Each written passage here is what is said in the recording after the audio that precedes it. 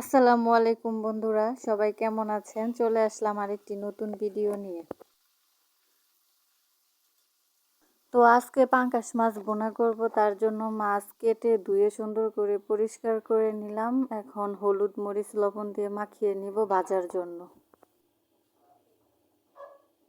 তো পাঙ্গাস মাছ খেতে কে কে পছন্দ করেন কমেন্ট করে অবশ্যই জানাবেন।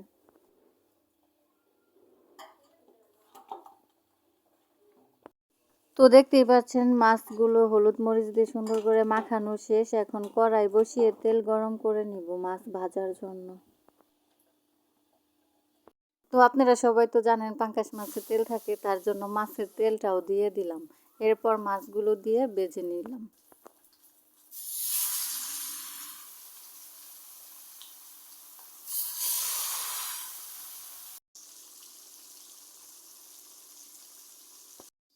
মাছের এক পাশ ভাজা হয়ে গেছে, এখন উল্টিয়ে সুন্দর করে আরেকটা পাশ ভেজে নেব।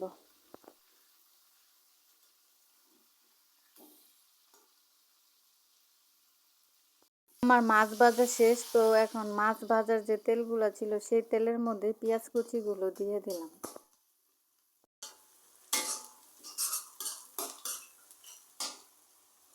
তো আমার পেঁয়াজগুলো সুন্দর করে ভাজা হয়ে গেছে। এখন পরিমাণ মতো পানি দিয়ে দিব, তারপরে হলুদ মরিচ এবং লবণ দিয়ে সুন্দরভাবে কষিয়ে নেব।